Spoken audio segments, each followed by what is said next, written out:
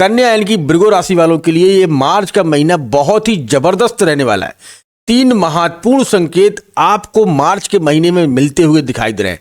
अगर आपकी राशि कन्या यानी कि वृगो है तो निश्चित तौर से यह महीना कहीं ना कहीं आपको सफलता की ओर ले जाता हुआ दिखाई दे रहा है और आपकी हर एक वो विश पूरी होने वाली है जो आप काफी समय से सोच कर रखे हैं। यूनिवर्स आपको बहुत ही शुभ संकेत देता हुआ दिखाई दे रहा है। आइए जानते हैं कि कन्या यानी कि वृगो राशि वालों के लिए ग्रह नक्षत्र क्या क्या उपलब्धियां दिलाते हुए दिखाई दे रहे हैं। मैं मान सकता हूं कि काफी समय से कुछ अवगत आपके साथ में परेशानियां चली आ रही थी जो कहीं ना कहीं हर एक कार्य को आपकी रोकती हुई दिखाई दे रही है, लेकिन मार्च के महीने में कुछ ग्रहों का ऐसा संयोग बन रहा है जिससे आपको सफलता के दरवाजे अपने आप खुलते हुए दिखाई दे रहे हैं। तो एक एक करके हम आपको बताएंगे कि आपके ग्रह गोचर क्या आपको सफलता दिलाने वाले हैं और किस क्षेत्र में आपको लाभ के संकेत मिलते हुए दिखाई दे रहे हैं। इससे पहले मैं अपना इंट्रोडक्शन दे दूं। मैं हूं पंडित आर के पाठक और आप देख रहे हैं अपना ही यूट्यूब चैनल आलिस बेल राशिफल। मित्रों, आप सभी से एक छोटा सा निवेदन है, आप लोग वीडियो देखते हैं, लाइक करते हैं, लेकिन सब्सक्राइब नहीं करते हैं। तो वीडियो देखते हैं, अगर आपको पसंद आती है तो सब्सक्राइब का भी जो है बटन को प्रेस कर दिया करें और बेल आइकन को भी ऑन कर दिया करें, जैसे अवगत आने वाली वीडियो आप सभी को प्राप्त हो सके। चलिए अब एक एक करके आपको बताने की कोशिश करते हैं और जानते हैं। देखिए, आपकी कुंडली में इस समय 7वें भाव में 2 ग्रह बहुत ही मजबूती पर बैठे हैं। पहले तो यहां पर देखा जाए तो शनि आपके 7वें भाव में बैठे हैं, वहीं पर 2 मार्च 2026 को शुक्र भी यहां पर उच्च के होकर बैठ गए हैं। तो जिन लोगों की कुंडली में शुक्र जहां पर भी बैठा हो, किसी भी स्थान पर और उच्च स्थान पर बैठा हो, तो वैवाहिक जीवन में कभी भी जो है समस्या नहीं आती। अगर यहीं पर शुक्र जो है नीच का होकर बैठ जाए या जो है समस्याओं को खड़ा करता है या शादी में रुकावट करता है या आपके घर में भी संतान में देरी हो रही है, तो आप ये मानकर चलिए कहीं ना कहीं आपके जीवन में शुक्र अस्त होकर चल रहा है या उस पर किसी पाप ग्रह की दृष्टि बनी हुई है। इससे शुक्र आपको शुभ रिजल्ट नहीं दे पा रहा है। तो वही शुक्र अब 2 मार्च 2026 को बहुत ही योग्य और उच्च के होने जा रहे हैं। तो जो युवाओं की शादियों में समस्याएं थी वो समाप्त होती हुई दिखाई दे रही हैं। आप चाहे महिला हो या पुरुष हो, आपकी शादी के योग बनते हुए दिखाई दे रहे हैं, क्योंकि 7वें घर में शुक्र और शनि का आना कहीं ना कहीं शुभ रिजल्ट आपके लिए जो है लाते हुए दिखाई दे रहे हैं।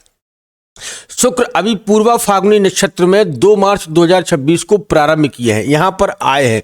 तो यहां पर जब आए हैं तो ये कुछ देर बाद जैसे कि 14-15 मार्च को यह रेवती नक्षत्र में आएंगे और उस समय आपके वैवाहिक जीवन में या आपके घर में कोई बातचीत चल सकती है या आपके संबंध की बात चलने की पूर्णता योग बनेंगे, क्योंकि शुक्र को वैवाहिक का ही और प्रेम संबंध का ही कारक माना जाता है। जो लोग प्रेम संबंध या लिविंग रिलेशनशिप में है या किसी से प्यार करते हैं, वो संबंध अगर आपके कहीं बिगड़ गए थे, वो नहीं बन पा रहे थे, वह संकेत मिलता हुआ दिखाई दे रहा है कि उन संबंधों में सुधारता की अब संभावना बढ़ती हुई दिखाई दे रही है। अगर आपका पार्टनर आपसे रूठ गया था या किसी कारणवश से आपके संबंध बिगड़ गए थे, वो संबंध दोबारा से सुधरते हुए दिखाई दे रहे हैं। यह समय 2 मार्च 2026 को बनने वाला है, क्योंकि शुक्र यहां पर 27 दिनों के लिए लाभ संकेत में आए हैं और शुक्र का यहां आना उन सभी चीजों को पॉजिटिव करता हुआ दिखाई दे रहा है। इसीलिए हम कह रहे हैं कि यूनिवर्स आपको बहुत ही शुभ संकेत देने वाला है। अब चलते हैं, क्योंकि यह राशिफल में 1 मार्च से लेकर और आपको 30 मार्च के बीच में ग्रहों का क्या क्या गोचर होने वाला है, उन सभी पर बात करेंगे। उसी हिसाब से यूनिवर्स आपको क्या संकेत निकाल कर आ रहा है, वो सारी की सारी चीजें हम आपको शेयर करेंगे। और कुछ रेमेडी जो बहुत ही महत्वपूर्ण रेमेडी है वो आपके जीवन को बदलती हुई दिखाई देंगी, उन रेमेडियों पर भी हम बात करेंगे और आपको समझाएंगे। ये तो हो गया शुक्र का। आज जैसे कि हम देख पा रहे हैं, जिस दिन हम इस वीडियो को अपलोड करेंगे या हम डालेंगे उस दिन है 3 मार्च। 3 मार्च का दिन बेहद खास होता है। इस दिन थोड़ा सावधानी बरतने की जरूरत है। कैसे? देखिए, इस समय सूर्य, मंगल, राहु और बुध आपके 6वें हाउस में बैठे हैं। यह 6वां घर क्या होता है, पहले इसको समझते हैं। 6, 8 और 12 ये घर में अगर कोई क्रूर ग्रह का मतलब हो गया मंगल या सूर्य बैठ जाता है, तो अगर आप मार्च के महीने में कोई इंटरव्यू या जॉब की तैयारी कर रहे हैं तो इस समय आपको उसके शुभ रिजल्ट प्राप्त होंगे। 6, 8, 12 का कनेक्शन में अगर कोई मंगल सूर्य जैसा प्लैनेट बैठ जाता है तो नौकरी और आपके जॉब का या व्यापार का कारक माना जाता है। वहीं 3 मार्च 2026 को ग्रहण लगने वाला है, चंद्र ग्रहण। ठीक है, जिस दिन मैं वीडियो अपलोड कर रहा हूं उस दिन निकल चुका होगा, लेकिन इसका इफेक्ट जरूर रहेगा। इसका इफेक्ट मार्च के महीने में रहने वाला है। कैसे? क्योंकि चंद्रमा इस समय देखा जाए तो आपके 12वें भाव में बैठा है। तो जो लोग फॉरेन कंट्री में रहते हैं, विदेश में रहते हैं, उन्हें थोड़ा सावधानी बरतने की जरूरत है। नहीं तो आपका मानसिक दबाव या मानसिक दबाव के कारण आप कोई ऐसा निर्णय ले सकते हैं जो आपके हित में नहीं रहेगा, उसे आपको मजबूरन लेना पड़ेगा। या आपका वीजा या आपका पासपोर्ट या कुछ पैसा ऐसा हो सकता है जो रुक सकता है इस समय। उसके लिए मैं रेमेडी आपको शेयर करूंगा, थोड़ा आप धैर्य बनाए रखें। तो यहाँ क्या है कि सूर्य की दृष्टि चंद्र पर पड़ रही है, राहु की दृष्टि चंद्र पर है और बुध की दृष्टि भी चंद्र पर है, और ये 12वें भाव में चंद्र विराजमान है। चंद्र मन क्या होता है? चंद्र मन का कारक होता है, और जब भी चंद्र पीड़ित होता है तो आप अपने डिसीजन थोड़ा गलत लेने लगते हैं, या डिसीजन की जो है रास्ता को आप भटक जाते हैं। इसीलिए मैं कह रहा हूं कि 14 मार्च को और तक थोड़ा आपको संभल कर चलने की जरूरत है, जो फॉरेन कंट्री में रहते हैं। या 12वें घर को हम क्या देखते हैं? कोर्ट कचहरी से जोड़कर चलते हैं। तो इस समय कोई भी अपनी वाणी से ऐसे शब्दों का प्रयोग ना करें जिससे आपका वाद विवाद बढ़ सकता है। ठीक है। दूसरी बात, यहां देखा जाए तो स्वास्थ्य, क्योंकि चंद्र पीड़ित होने का मतलब है कि स्वास्थ्य में भी गिरावट आने की जरूरत है। थोड़ा गिरावट आपके स्वास्थ्य में आ सकती है। स्वास्थ्य आपका मतलब स्वास्थ्य में अगर आपको थोड़ी फीवर वगैरह आ रहा है या डॉक्टर के पास जा रहे हैं तो समय रहते आप डॉक्टर को दिखवा लें। ठीक है, क्योंकि यहाँ स्वास्थ्य भी, क्योंकि चंद्र यहाँ पीड़ित रहेगा तो इन चीजों पर वो इफेक्ट डालेगा। अब देख लेते हैं 11 मार्च। 11 मार्च को जब मंगल उदित होंगे, अभी मैंने आपको वीडियो बनाकर डाला था, आपने देखा होगा, मंगल राहु के साथ में चल रहे हैं और अंगारक योग बना रही थी। ठीक है, वही मंगल अभी क्या है? अस्त होकर चल रहे थे। अब वही मंगल जो है उदित होकर चलेंगे और यहाँ डिग्री में मंगल आएंगे। तो निश्चित तौर से यहाँ पर अगर आपने कोई लोन ले रखा है या आपने कोई घर पर्सनल लोन ले रखा है, उस लोन को चुकाने के लिए आपके पास कोई नया प्रोजेक्ट आ सकता है या पैसा आने की संभावना बन रही है, या फिर आपको जॉब या नौकरी प्रबल मतलब आपका प्रमोशन होने की संभावना बन रही है। क्योंकि 11 मार्च के बाद मंगल भी अपनी स्थिति को संभालते हुए दिखाई दे रहे हैं। तो 11 मार्च तक संभल कर चल रहा है। 11 मार्च के बाद आपकी जो है प्रगति के रास्ते, कन्या राशि वालों से मैं कहना चाहता हूं कि आपकी प्रगति के रास्ते खुलते हुए दिखाई दे रहे हैं। क्योंकि जो है मंगल की दृष्टि से देखें तो 1, 2, 3, 4 यानी कि पहली दृष्टि से भाग में पड़ रही है।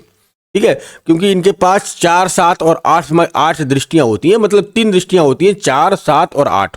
तो पहली सी दृष्टि से भाग को बढ़ा रहे हैं।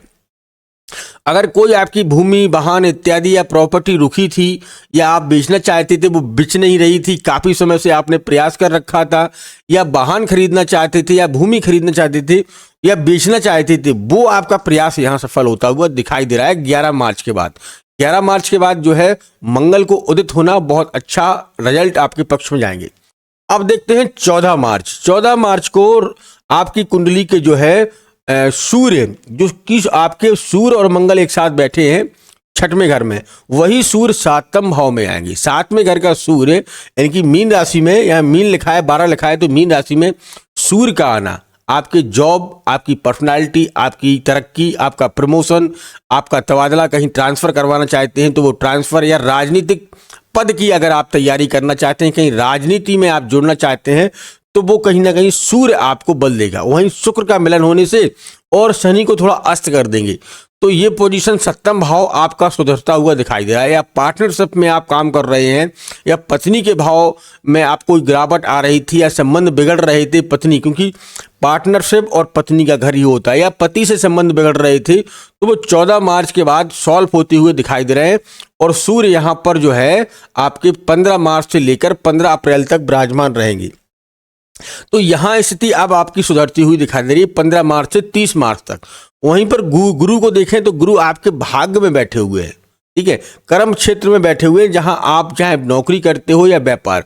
तो गुरु अभी क्या है अस्त होकर चल रहे थे, अब क्या है गुरु वक्री की दिशा में आ रहे हैं। वक्री मतलब अब इनमें डिग्री आ रही है। डिग्री का मतलब ये अपने धीरे धीरे पावर में आएंगे, और पावर का मतलब ये अपना कार्य करना। गुरु क्या है? भाग्य है। गुरु परमात्मा, गुरु ज्ञान है। तो यहाँ पर गुरु अब बल देंगे। तो नौकरी या प्रमोशन या नौकरी नहीं थी आपके पास, वो नौकरी आपको मिलती हुई दिखाई दे रही है। नौकरी में अच्छे रिजल्ट आपको प्राप्त होते हुए दिखाई दे रहे हैं। तो दोस्तों, हमने अब सभी ग्रहों के बारे में बताया 1 मार्च से लेकर 30 मार्च के बीच में। अब इसमें आपको रेमेडी क्या करना है, तो 3 मार्च को पड़ने वाला चंद्र ग्रहण के दिन आप सफेद चीज़ों का दान कर सकते हैं शाम को 7 बजे के बाद, क्योंकि 7:20 तक तो है चंद्र ग्रहण का प्रभाव रहेगा। उस समय आप भगवान को स्नान ध्यान करवा के फिर सफेद चीज़ों का दान कर सकते हैं। अगर आप इस दिन ना कर सकें तो अगले दिन कर सकते हैं, लेकिन करिएगा जरूर, ठीक है।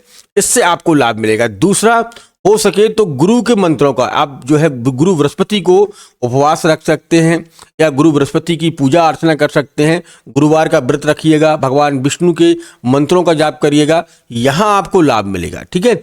और मंगल यानी कि बजरंग बली, हनुमान जी का आप जितना भी ध्यान करेंगे, सुंदरकांड का पाठ करेंगे या हनुमान चालीसा का पाठ करते हैं, या आप कहीं रास्ते में जाते हुए भी अगर मंदिर मिलता है तो उन्हें नमन और नमस्कार जरूर करें। इस हिसाब से करते हैं तो क्योंकि सूर्य और मंगल दोनों अब बलवान होने वाले हैं, तो कन्या यानी कि भृगु राशि वालों के लिए यह यूनिवर्स बहुत अच्छे संकेत दे रहा है। मार्च के महीने में अधिकांश आपके हर कार्य में सफलता मिलती हुई दिखाई दे रही है। वैवाहिक जीवन सुधरता हुआ दिखाई दे रहा है। नौकरी और व्यापार के अच्छे संकेत मिलते हुए दिखाई दे रहे हैं। जीवन में अच्छे उन्नति के जो है इस समय योग बनते हुए दिखाई दे रहे हैं। बस ध्यान रखें कि अभी वाणी पर संयम रखने की जरूरत है। किसी से जरूरत से ज़्यादा ना बोलें या जरूरत से ज़्यादा अपने मन की बातें किसी के साथ में शेयर ना करें, ठीक है। हर व्यक्ति पर आप भरोसा ना करें, अनजान व्यक्तियों पर अधिकांश भरोसा ना करें। जब तक आप जानते नहीं हैं पूर्णतः भरोसा ना करें, नहीं तो यहाँ सामान खो जाने का डर है या अपने संबंधों को बिगड़ जाने का भी डर है। तो कहने का मतलब है चंद्र यहाँ पीड़ित रहेंगे। तो इस समय अभी आप भगवान के भजन करें, भगवान से जुड़े रहें। आप जॉब करते हैं तो जॉब करें, अपने वाणी को संभालें। अपने घर परिवार का माहौल आपके ऊपर है, और अगर आप घर का माहौल संभाल सकते हैं तो फिर आप बहुत अच्छे और भी रिजल्ट इस मार्च के महीने में प्राप्त कर सकते हैं। तो दोस्तों, ये था मार्च के महीने का कन्या यानी कि भृगु राशि वालों के लिए राशिफल। कौन सा ग्रह यहाँ मूव करेगा और क्या क्या फल देगा।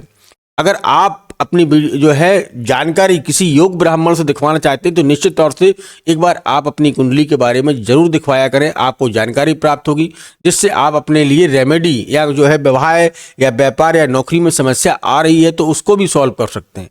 इस हिसाब से अगर आप करते हैं तो निश्चित तौर से आपको लाभ मिलेगा और जीवन में आपको उन्नति प्राप्त होगी। दोस्तों, यह वीडियो आपको कैसा लगा मुझे कमेंट बॉक्स में लिखकर बताइएगा। मिलते हैं नेक्स्ट जानकारी के साथ, तब तक आप अपना ख्याल रखिएगा, सुरक्षित रहिएगा। धन्यवाद और जय श्री राम, जय श्री राम।